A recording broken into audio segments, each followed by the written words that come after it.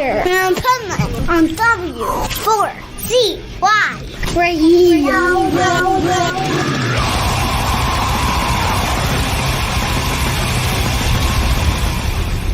Wake up, America! It's time for the Adventures of Pipeman on W4CY.com, West Palm Beach's #1 internet radio station. Here's your host, the Pipeman. I'm running a retreat in 2025 in Dysart, North Wales. Please send your email and nominate yourself or another person to alarmcalling@mac.com. For all you breast survivors out there, please come and join me for the Treat Retreat in Wales, January 2025. This is the Pipeman here on the Adventures of Pipeman, W4CY Radio. And this interview I'm very excited about because, first of all, it includes a passion of mine, which is music and great music, but also motivation, positivity, and hope, as well as a very, very good cause in a great way. And so with no further ado, I'd like to welcome to the show Jules Peters from The Alarm and Love, Hope, Strength. How are you? Jane, it's lovely to be here. Oh, man, lovely to have you. And I just got to say, I think, first of all, it's great that you're here to do what you're doing for other women and other people around the world, as well as your husband. And, you know, you guys are great musicians, but I think this is even better. So tell me a little bit about your guys' organization. Tell the listeners a little bit about it and kind of your story. Yeah, hi. Thank you, Dean. I'm the keyboard player of The Alarm, but I'm also married to the lead singer of The Alarm, and we've been together since 1986. Our life has been dominated by rock and roll, and we've been really fortunate and privileged to tour, most of our married life together. But when I was 29 and Mike was 35, Mike discovered some lumps in his neck, and it was pretty. It blew our world. I can only say Mike was diagnosed with leukemia in 1995, and we went from having no responsibility other than rock and roll and touring the world to suddenly dealing as two quite young people having to deal with a very traumatic cancer diagnosis. Back then, leukemia was a bit of a death sentence. I'm pleased to report that with all the development of drugs, that now people who get diagnosed with leukemia can hopefully look forward to a much happier and longer future. But I think it definitely characterized our lives, changed our lives in many ways. Both Mike and I have been raised in a small town in North Wales, not far away from Manchester and Liverpool. We were raised to be upbeat and positive people. But I think, a cancer diagnosis when you're young can go either way. You can either feel very angry, why me? Mike, however, is a very positive, upbeat guy, and he's been very easy to be married to. And I think we just decided that not why me. We're just going to work with this. This is part of who we are, not to panic, to take each day at a time. And I'm very fortunate that Mike, he just celebrated his 65th birthday in America last week. Nice. And all thanks to, a lot of his attitude, I think, has helped, but also undoubtedly he's received some fantastic care here in the UK, all for free via the National Health Service. So I think, Mike has grown up as being like the incredible lead singer of The Alarm in America, has been very, very good to us. But he's also known as the man in the camo jacket, the man who wears green. When he was diagnosed with leukemia, he decided to come to America and continue his tour. I wanted him to stay at home and stay near the hospital and concentrate on the treatment. But Mike felt that if he gave up on his music, that would lose his mojo. He needed to keep on being that person who he was, and music is Mike's life. So I had to support him. We all have to deal with these things in life in our own way. And we flew to Boston. I remember it was a very cold day as we got off the plane. I was actually broken. I thought this was the beginning of the end. But Mike consulted a faith healer, which was most unlike him. And she said to him that green was his protective colour. I think really from her point of view, there was a link to star signs because he's a Pisces. But for whatever reason, I didn't believe it. I thought it was a load of old baloney, but Mike believed it, and that's all that we needed. And we landed in Boston. We went straight to an Army outfitters shop, and he kitted himself out in green camo from head to toe, and he never took it off until he was put into spontaneous remission. So, you know, I've always had Mike.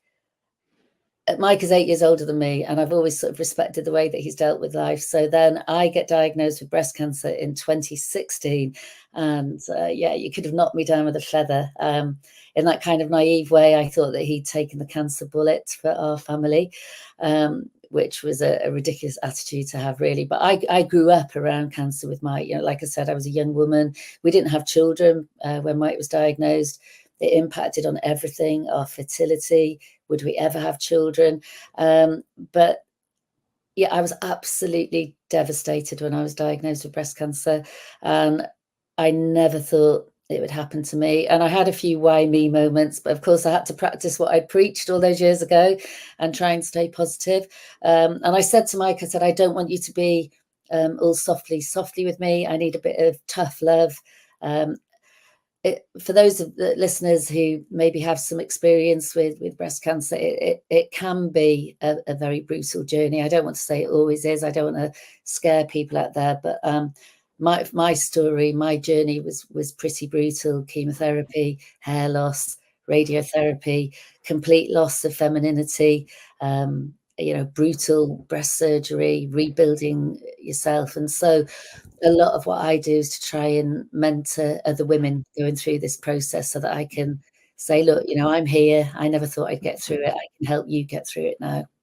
So, yeah, and as I said, 2016, 2017, actually, we came to America again. America, we are both raised in North Wales, but America seems to be where we come to in times of trouble.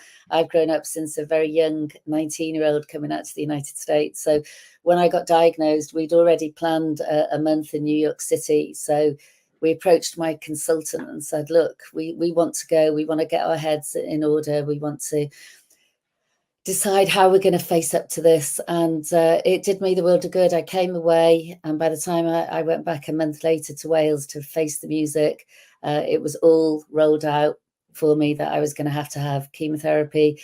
You know, once I'd learned that hopefully the regime that I was going to undertake would save my life, you then start to worry about other things. You know, not everybody, but for me and a lot of women like me, I was very upset about losing my hair. Mike and I both seem to be known for having our hair, and I was devastated at the idea of losing my femininity, and I tried everything to keep it, but I lost my hair, and I managed to get a wig called Trixie Vixie, which was a bit of a Marian Faithfull wig that I waltzed around town.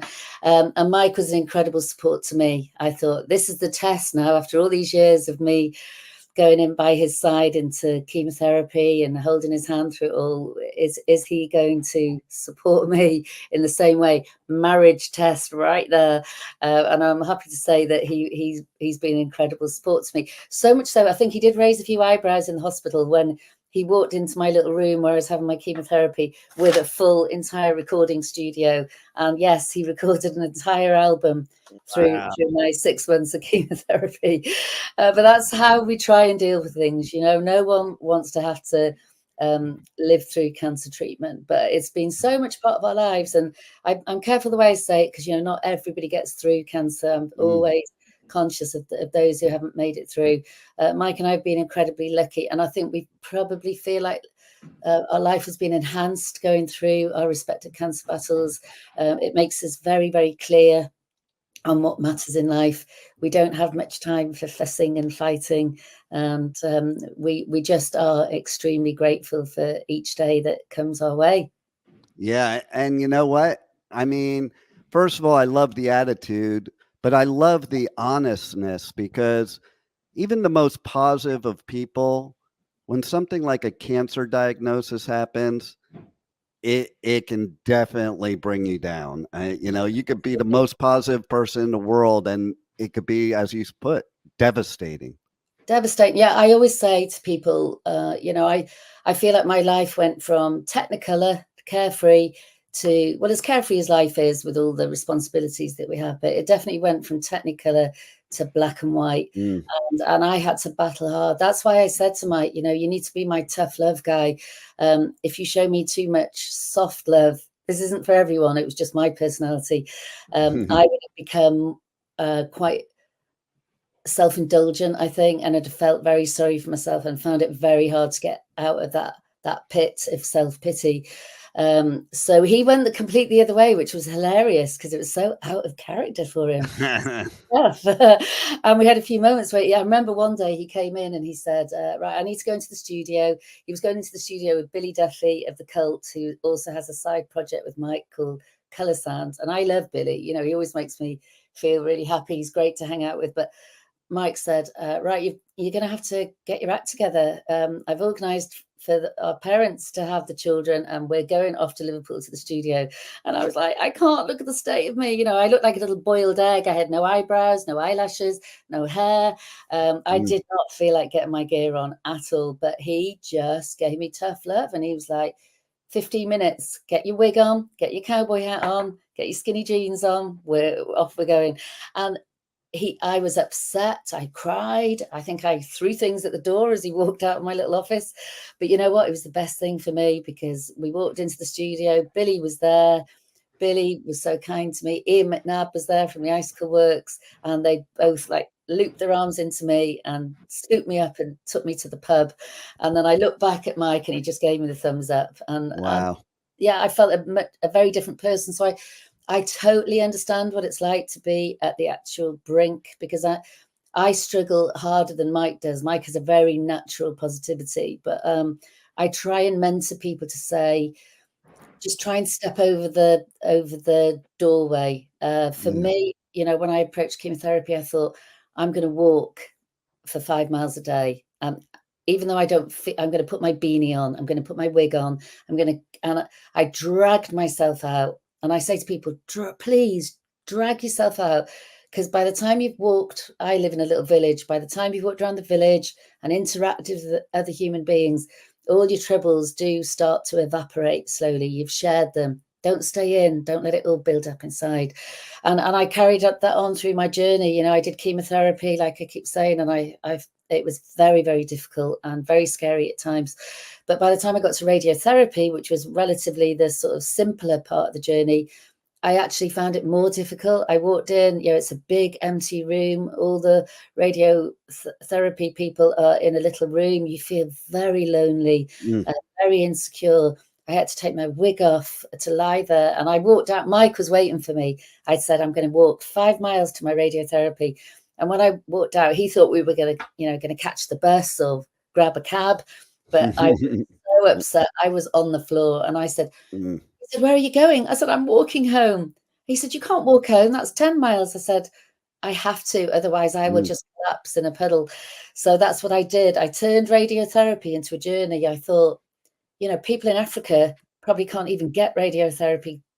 Change the mindset. Think, hey, radiotherapy is a gift. And I thought, I'm not going to drive because it's always difficult to park. I'm going to walk.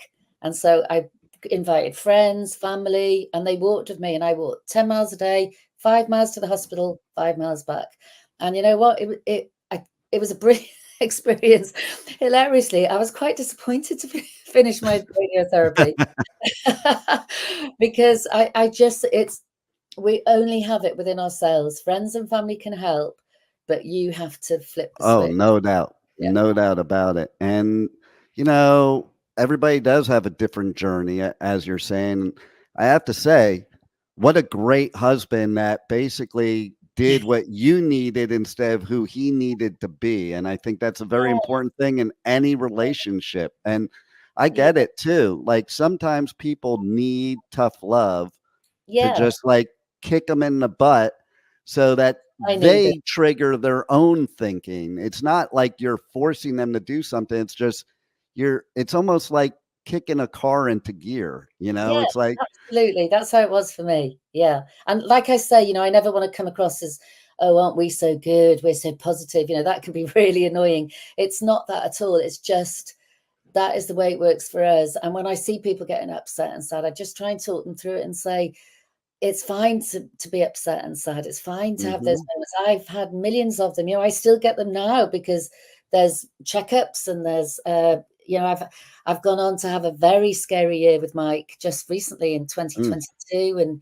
he relapsed when I least thought he would. I thought he was out of the woods. I never thought I was going to have to worry about him again, but I was very, very wrong. And 2022, we finished a massive UK tour, and he developed pneumonia, which is always something we've been warned, that he needs to avoid at all costs. I think it was kind of swerving out of COVID. And he was a very poorly boy for about 6 months. We eventually got him into hospital, and he was rebuilt by our fantastic local hospital. But it was difficult, and he's got a little bit of a cough. We've just been away for a week together, and he develops a cough. I have to learn very much as, I've been the patient and I've been the carer, and the same for him. And I have to learn to switch off the worry button. And I struggle with that. And Mike tries to teach me to just switch it off. He's like, there really is no point in worrying. Worry when there's something to worry about, but don't pre-worry. It's a waste of your energy. But that's kind of a male-female way, I think, of responding to things. It's so funny that you mentioned about worrying, because in my show last week, I was just talking about that, because I have this thing where, like, so many people worry about things that may or may not ever happen. And then if it doesn't happen, you think about all that wasted energy that you did worrying about it, Now I'm older, I try my best, to be like that, like, hey, c'est la vie. And, jokingly, when I was younger with Mike, and I touched on children, when Mike was diagnosed early, so it questioned our fertility. And then, as it turned out, I developed the fertility problem, which I won't bore everybody with, but it was because I had an appendicitis operation when I was 19, rendered me infertile. I always thought it was going to be Mike, that was part of the problem. So we then embarked on a very tough. We must have been quite bad in previous lives, because we then embarked on a very tough IVF journey, in vitro journey.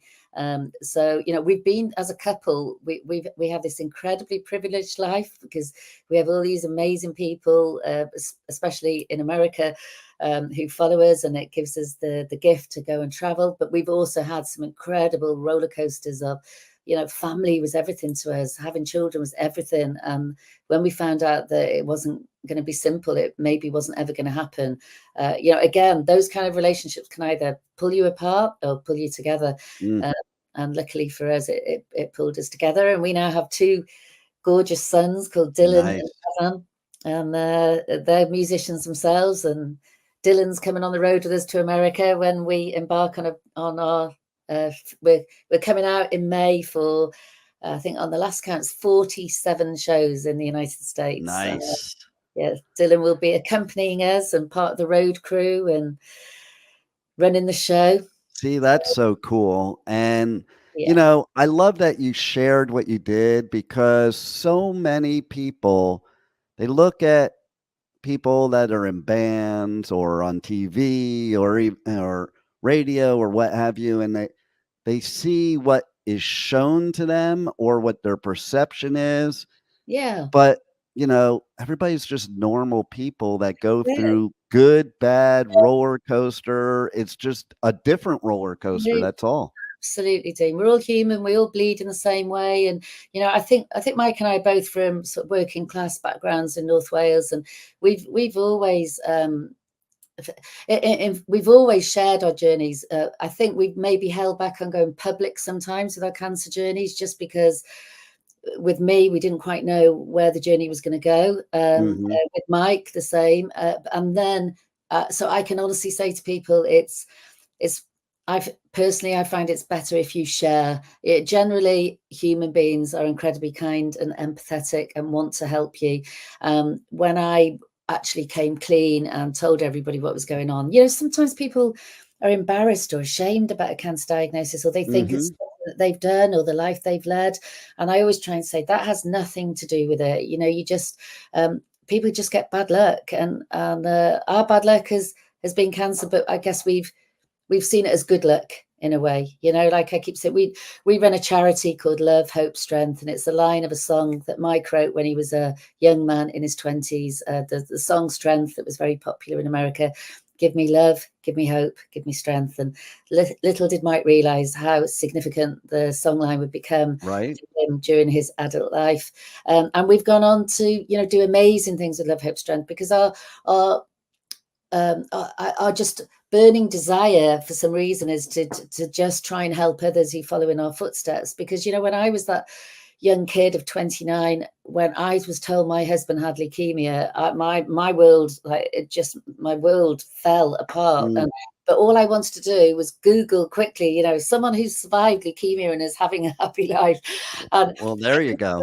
I couldn't really find many stories, if I'm honest. And so I wanted to put our story out there to say, you know, hopefully we can give you a little bit of hope that you can go. And yes, our life can be incredibly glamorous, and we have a wonderful life because of rock and roll. But I just want to share it. And yeah, we've done a couple of documentaries for the BBC where we've opened the doors into our home, and they've seen me crying. You know, they've seen me with my boobs out being checked over by my consultant, just to say, look, we're all human. It's okay to be not okay. But at the end of the day, yeah, I'm happy to report with our charity that there's more and more good stories now. You know, I can mentor a lot of women going through breast cancer and bring them through the other side. I see lots of people being diagnosed with leukemia and going on to live long and happy lives.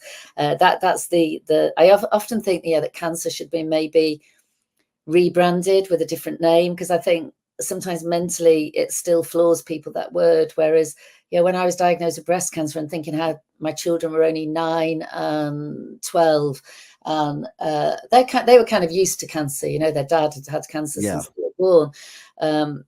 But I was mentored by another woman who I didn't know that well, and she just said to me, look, why don't you just not mention the word cancer? And I was like, oh, okay. That's what I would do.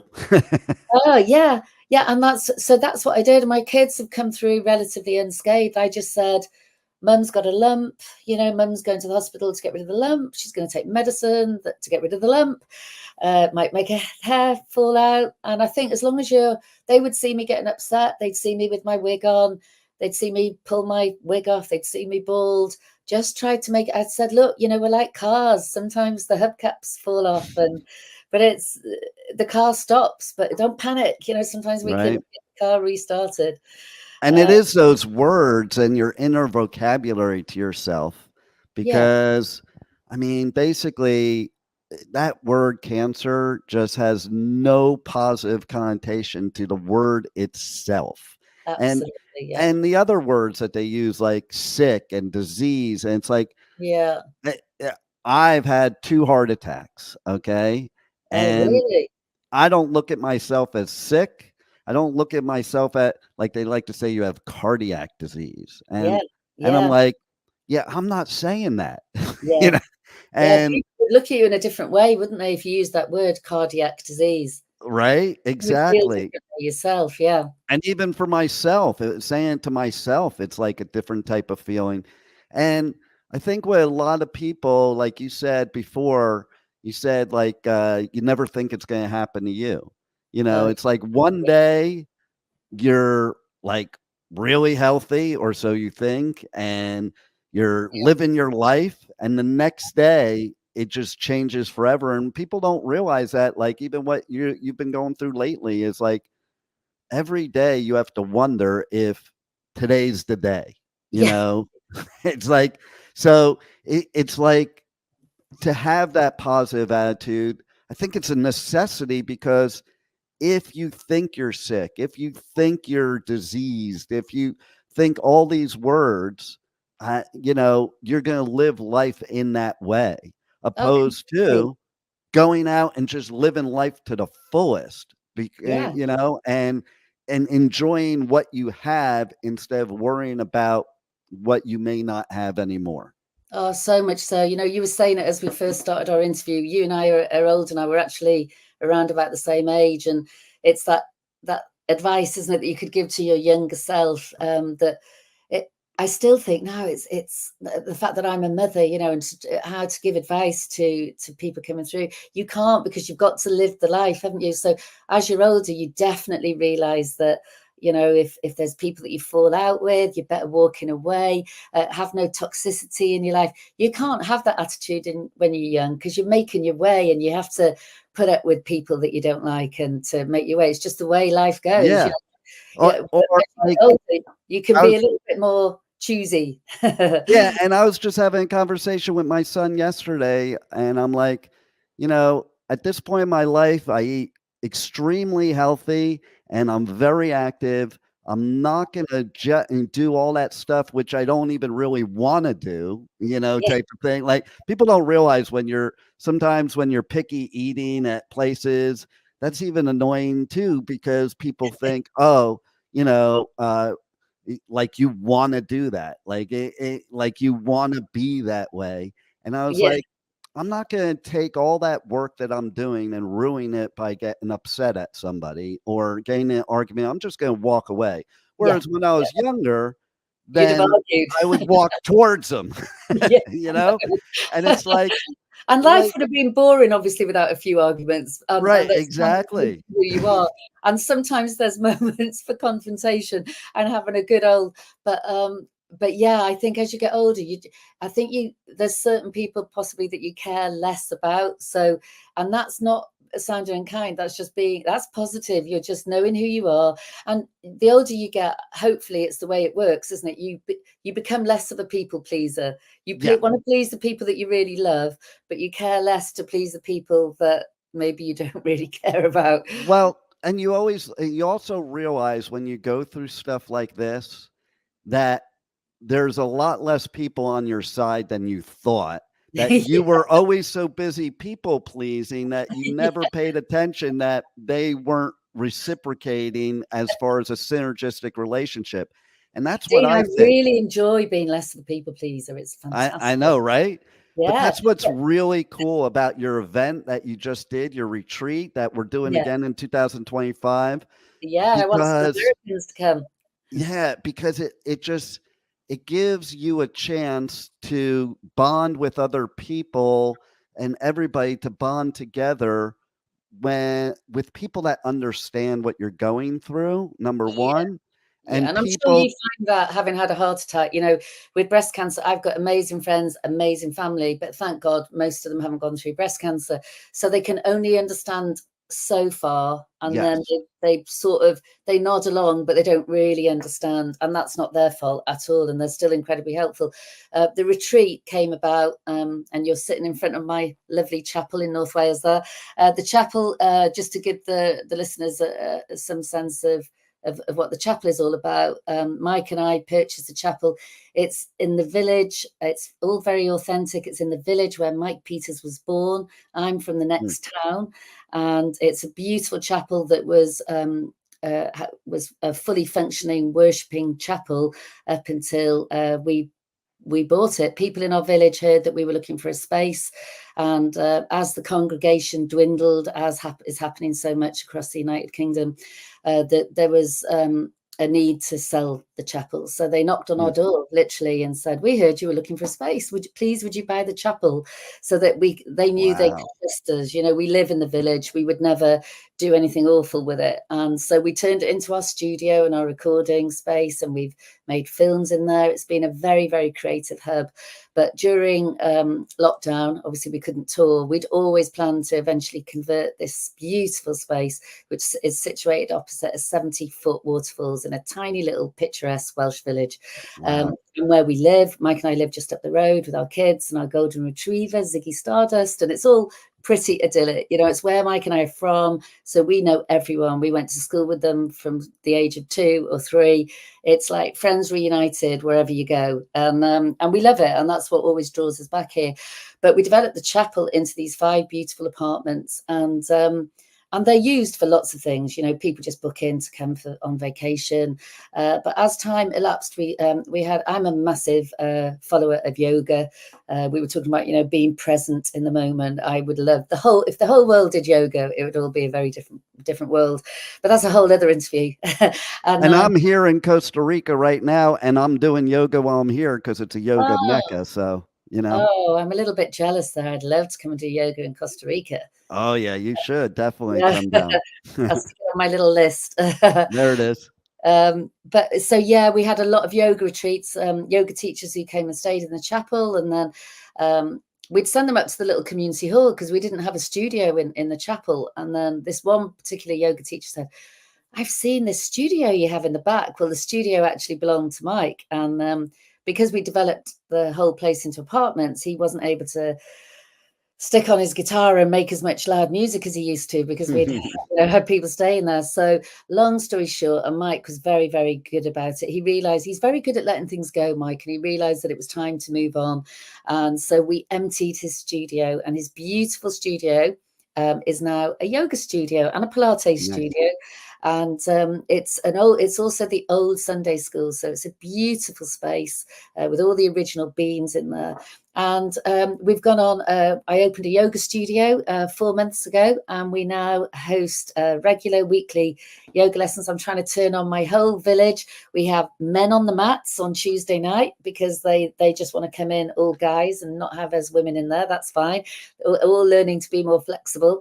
And from that, I just thought, right, I can use this space to a good cause. So once a year, and this is where I hope you're going to help me, Dean, to find some people out there.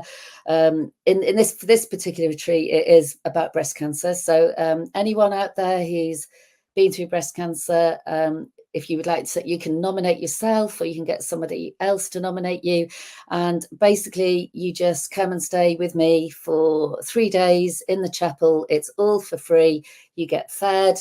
You get wined and dined. We go to our sister. I bought the village pub, by the way, about 18 months ago. It's very surreal. Yeah, I've got the chapel, and next door I've got the pub. Everybody thought I was bonkers, but it's all worked out well. When Mike is home, he comes and DJs. It's turned out that Mike Peters is an incredible DJ. Who knew? Wow. So, we have all the village pouring out their doors on Friday night, and it's called Friday Night at the Red. So we bring in all these breast cancer survivors. They come and stay in the chapel, and then we go next door. We rock at the Red, and we just spoilt them silly because they deserve to be spoiled. They've all gone collectively through a very harrowing journey. Some of them were still going through chemotherapy. Some were survivors for 5 years. We were all at different stages of our journeys, and we laughed, we cried together. We had the most amazing time. It was very therapeutic. They didn't want to leave, if I'm honest. They just wanted. I went. Listen, I'm thinking right now I should be moving to Wales because maybe I have to do cardiac disease retreats. What's funny about that is I've been talking about something like that because both my heart attacks happened after surfing. Oh, did they? Yeah. So basically, to the end of 2017, I brought my son and family to Hawaii. I was going surfing.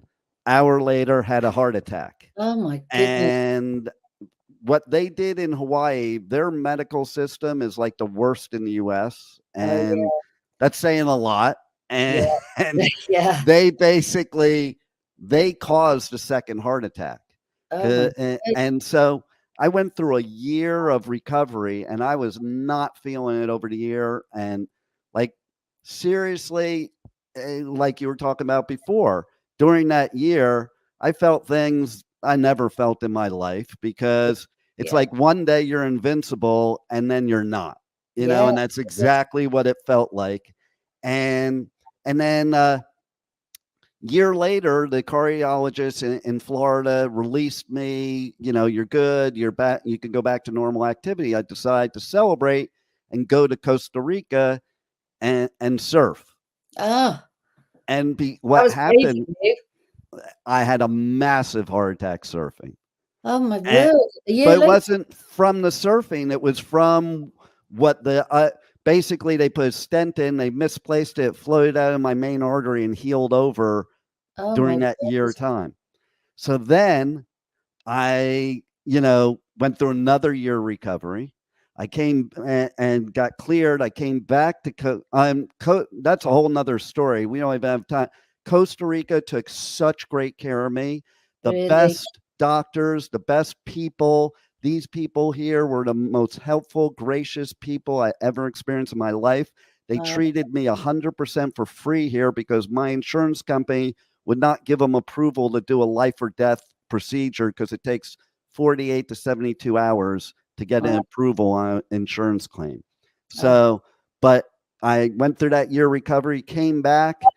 I decided to come back to Costa Rica, and I went surfing, didn't get a heart attack, didn't die. And then went back to Florida, and 3 days later we were locked down for COVID. Oh, really? Wow, gosh. Yeah. So a real journey. So it'd be great for you to gather together with, people maybe your age group who have been through it, to give them the confidence to go back to that active life after going through exactly. That's the whole point, because I also read something. This is what gave me the idea. Yeah. In France, they do not treat heart attacks with medication. And I'm not big about big pharma at all. So any medication I don't have to take, I'm fine with. They treat it with surfing. They actually they diagnose, they give a prescription to them to go surfing. So I'm thinking, love it. What a phenomenal idea that would be to arrange surf trips for people that have had heart attacks as their way of getting healthier, but also, like you, bonding with other people that understand what they're going through every day. Because like you said, breast cancer, unless you have had it, I don't care how much you've even been exposed to it, you can't understand what that person's going through unless you've been there. And that's what's beautiful about your retreat is people can see that there's other people. Because when you go through these things, sometimes during that beginning phase, especially, you think nobody else knows what you're going through, but there are people out there that do. And that's why I'm glad, to be honest, Dean, that I could bring people face to face. I mentor people a lot by text and by email, but I'm not a major fan of a lot of the groups that exist out there because, and everyone's doing their best, but I think naturally we can all talk each other down into a bit of a panic. Whereas the beauty of the retreat, as we called it, it's a retreat, which is a treat, was that I love it. There was put the screens away. We did yoga, Pilates, hiking, dancing, music. And then I think the icing on the cake was we surprised them. Mike was kind enough to come in we all congregated in the penthouse space, which is very rock and roll. It's a beautiful space. And then next minute, like slow-mo, Mike walked down the corridor. I love it. I'm getting chills right now. Yeah, they loved it. There was lots of tears. And because I think for them as women, because obviously men can get breast cancer too, but it was just women on this retreat, they really related to Mike being the carer role. And he sat there and he performed a song called Heroin, which is what he wrote while he was in the hospital with me when I was getting my chemotherapy, and he dedicated it all to them. Not a dry eye in the penthouse. When Mike was first diagnosed with leukemia, Beryl was by his side as one of his nurses as well. And so it's ultra special. Made two together, don't we?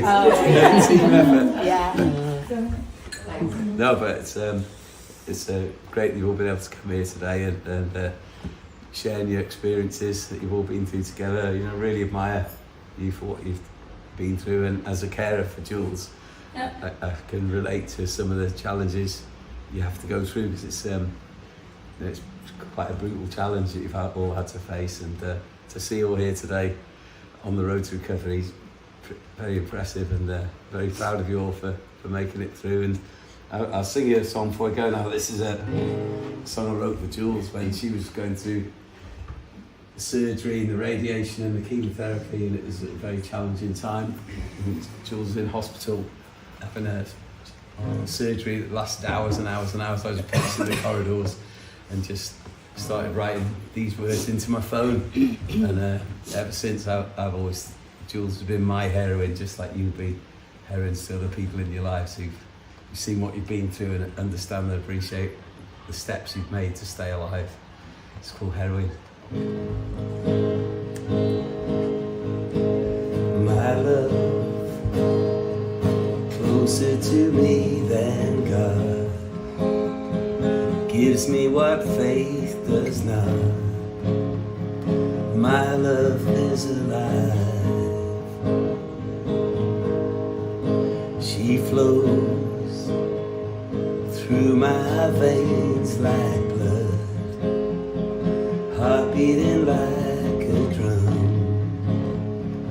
My love is near to me. My love, my love, my love, my love, my love, my love. My love is alive. She comes when I am so far away, when there's nothing left to say. My love speaks to me. She aches when all of my bones they break, when tears stream down my face. My love is there for me. My love, my love, my love, my love, my love, my love. My love is alive. My love is closer to me than God. My love gives me what my faith does not. My love is alive.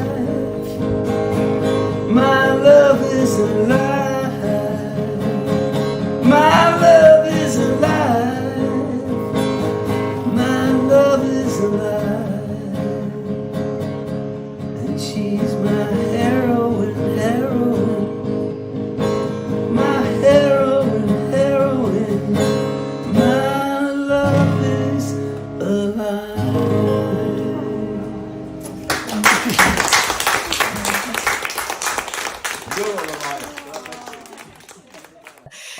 I was watching the video and I was having a hard time getting through the video. Okay, I mean it's just amazing what you're doing, and Really, I think everyone, look at you. We all do our best, don't we? You're not doing it for praise, or you're just doing it from the heart. And I'm lucky to have this beautiful space, and sometimes it's not busy, sometimes it is. I'd rather open it up to people as and when we can, and that's what we want to do for next January. And we had a girl from New Jersey who actually flew over especially for the retreat.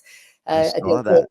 She's called Lee, and she, because I'm very open and honest about my experiences on social media, so she was an Alarm fan, and she found herself diagnosed with breast cancer a few years ago, and she suddenly remembered my blogs and my opening up about what I was going through, and so she sort of reread them as someone that was living through it herself, and reached out to me, and so we connected that way and just communicated via email. And then she came to a gig, and then it all rolled out, and I said, I think you need to nominate yourself for this. So that's what we say: nominate yourself, ask someone else to nominate you, or if there's people out there that know of somebody who thinks they deserve to come over, we'd more than welcome Americans into our little village. We love welcoming Americans into our little village. I love it. And I'm a Jersey boy. I'm originally from Jersey. Are you Jersey boy? Oh, we love New Jersey. Yeah, see? And you know what's funny is I just met somebody recently. You haven't got the accent. Say that again? You haven't got the accent. Oh, yeah. Well, I kind of killed it when I was younger to try and not sound like I'm from anywhere type of thing. But if I get around Jersey people, it comes out. And certain words like water and dog and coffee and those are like automatic type of thing. But I just met somebody recently I was hanging out with who's from Jersey in the UK, and so it was kind of, Jersey. Island, yeah.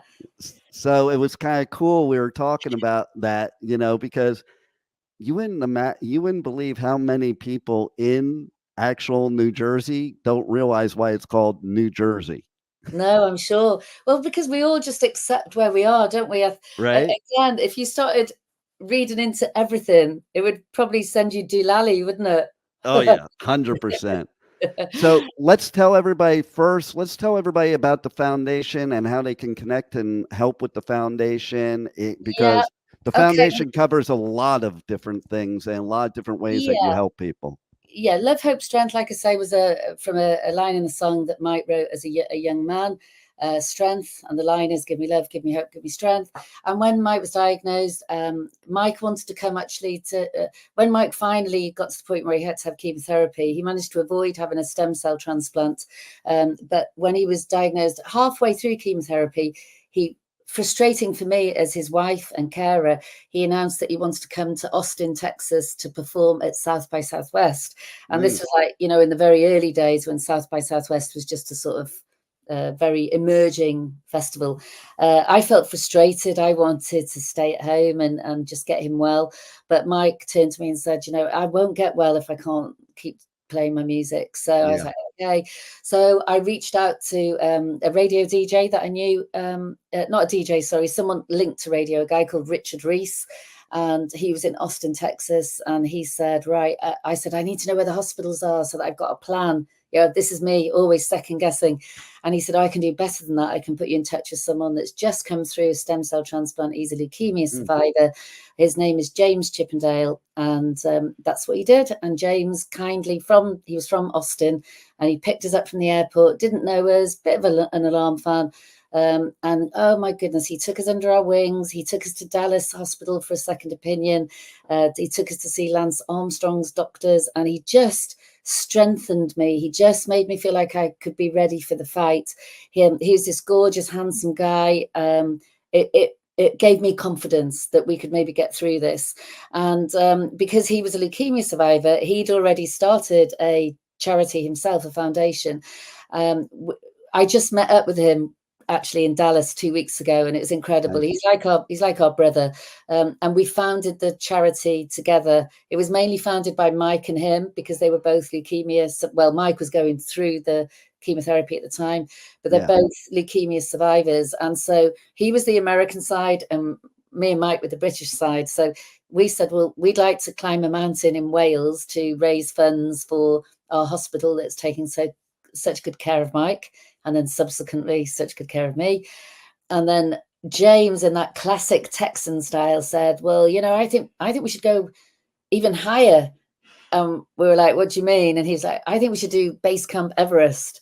So we were a perfect match. The confidence of James and everything that he brought with him from growing up in Dallas, and then our maybe slightly more reserved manner being raised in the UK and in Wales. And we established Love, Hope, Strength together. James came over and stayed in the chapel, funny enough. And we stood, this is before we developed it into apartments, and we stood at the altar. And James just saw a T-shirt that was lying around with Love, Hope, Strength on the T-shirt. And he said, that's what we need to name the charity. And voila, the charity was born.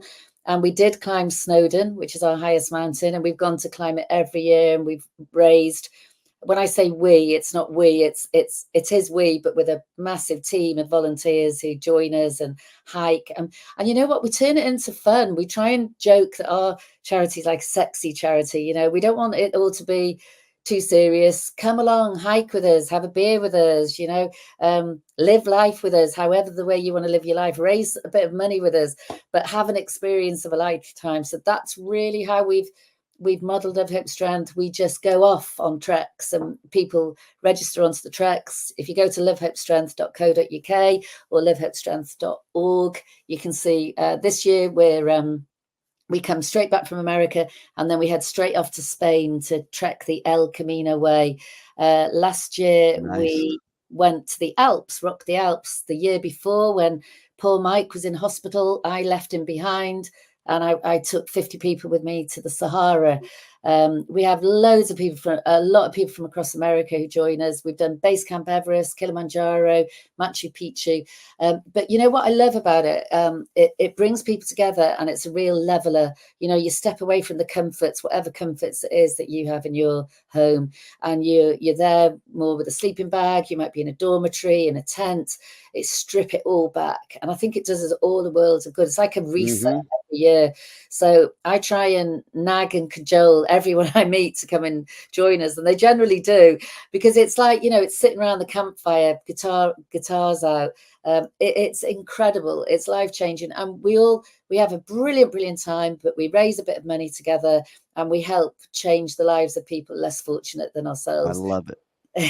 I love it's given me chills, because that's what I dig about your organization and your retreat. It's like something different. It's not, it's creating something, an experience that people will never forget. And that's well, it's a short life, isn't it, Dean? And I want people to live it big, live it loud, if that's the kind of thing that they want to do. And if you like music, if you're affected, you don't even have to be affected by cancer. You know, you can do it for someone else that, you know, it's not just cancer survivors. But we're also, you know, a big part of what we do is encouraging people to register to the bone marrow donor registry, because Mike, you know, all through his life has been faced with potentially needing a stem cell transplant. And fortunately for us, so far, touch and wood, he hasn't had to have that. He's had lots and lots of relapses, but the new drugs that have come through have been able to rebuild him. But whereas James Chippendale, our partner in the charity, he had to have a full transplant. So we try and encourage people, we run a program called Get on the List. So when people come to our gigs, or our other friends who are musicians, I mentioned Billy Duffy earlier, you know, we get everyone to come. Billy's come on a lot of our treks. He went on to be diagnosed with prostate cancer himself a few years ago. So he's now part of our little group of survivors. And we just encourage people. It's a swab test, and you can potentially save somebody's life. You know, James, our co-founder, his life was saved unbelievably by a German guy, literally because this German guy happened to register to the bone marrow registry, and James was dying effectively. And if they hadn't have found him a donor, he was a young, fit man, knocked down in his prime with leukemia. But because this wonderful German man registered many years previously, they suddenly, boom, found a match. And his name is Klaus, and Klaus saved James's life. And James travels from America to visit him in Germany and to give thanks to him. Without Klaus, there would be no James Chippendale, and the world would not be as an exciting place. Wow.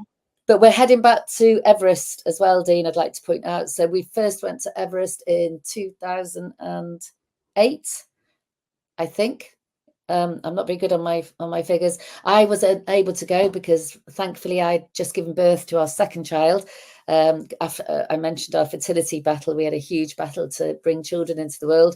And Mike disappeared with all his musical fans, musical pals, Slim Jim Phantom from the Stray Cats, Glenn Tilbrook from Squeeze. It was a phenomenal trip to Base Camp Everest, and they disappeared for 3 weeks. So we've decided it's the 20th year anniversary in 4 years' time.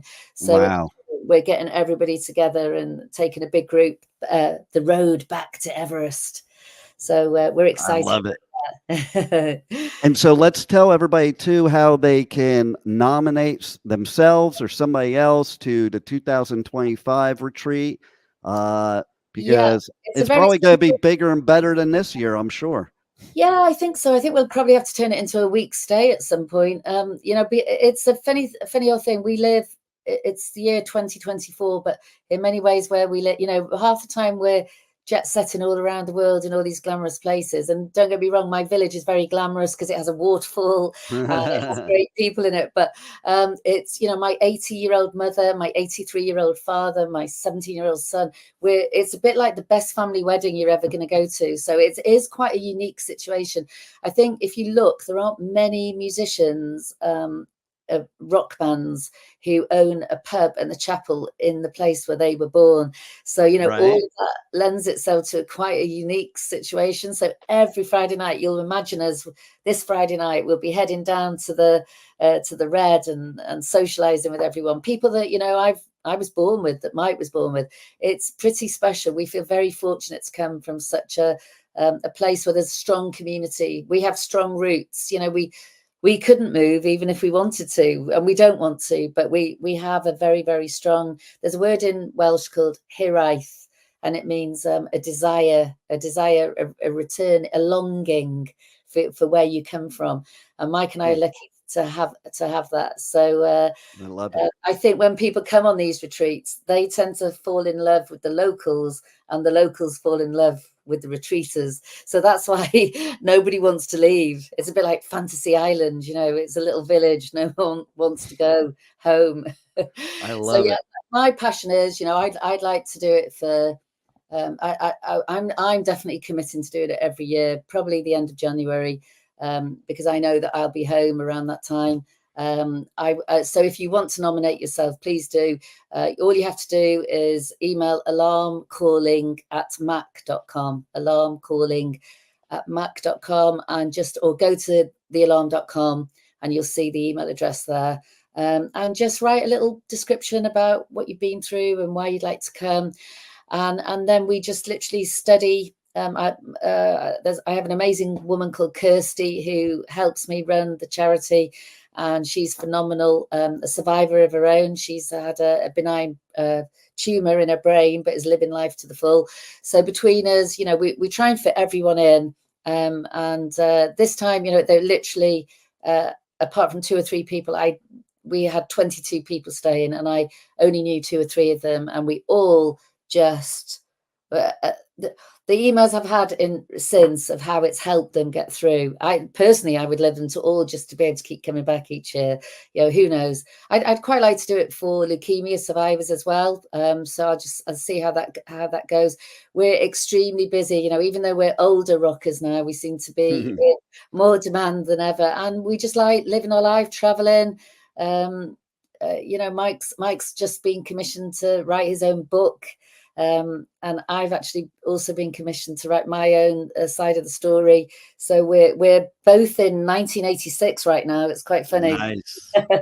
It is true. The older rockers, they seem to work a lot more than the younger rockers nowadays. Good work ethic. Yeah, we know how to work hard. That's right. We come from a generation, you know, the Alarm, there was lots of knocking on doors. There was lots of rejection. There was lots of rebuilding. John Lennon died in 1980. It was like return from London back to North Wales, rethink, rebuild, right, back out on the road. You got a gig with the Stray Cats. You got to work it. You got to build that following. And that's how all those kind of bands, Simple Minds, U2, the Alarm. And again, you know, the ones that were fortunate enough to be appreciated in America, as the Alarm have been very, very fortunate. But, you know, it's all those years of coming to radio stations. Mike and I we never saw it as a grind. Like I know some members of bands do. We loved coming into radio stations, and you know, we've so many of the jocks from 1983 onwards. We met with a very famous DJ called George Gimmark from Dallas. He was the first guy to play the Alarm, and Bono was late.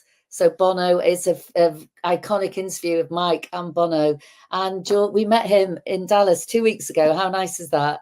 Nice. Yeah, in a record store with our kids. And our kids were going off to find the Alarm. You know, you do that trick. You find the record and you put it to the front of the... it's something we've always done. All the Alarm fans do it as well. Absolutely. Yeah, and George, that was 1983, I think, was the interview, and here we are, nearly 40 years later. No, over 40 years later. What am I talking about? It's the 40th Alarm anniversary. So, wow. 40 years later, meeting up in a record store in Dallas, talking about music, because that's what it's all about. That is what it's all about, and man, I love your music. But like I said in the very beginning, and I'm going to say here at the end, I love this stuff even better because what you're doing for people and the mindset you're giving people and the help and the hope and the love and the strength and everything is just absolutely amazing. And Oh, thank you, Dean. definitely anybody out there, if you want to nominate somebody, if you want to nominate yourself, you owe it to yourself for this experience of a lifetime.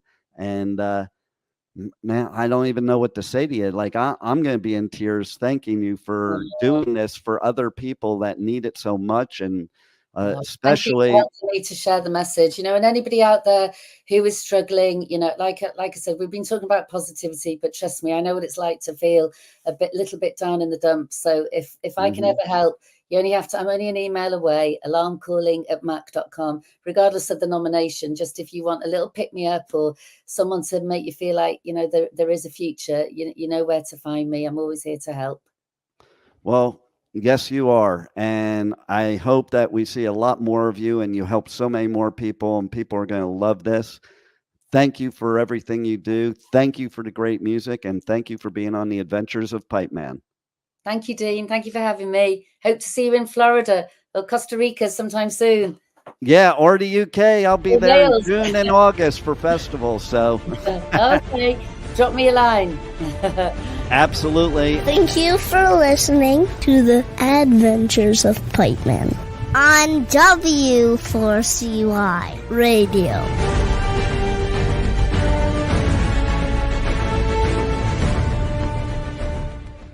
Hey, this is Jules Peters, and you're listening to the Pipeman at W4CY. I'm running a retreat in 2025 in Dyserth, North Wales.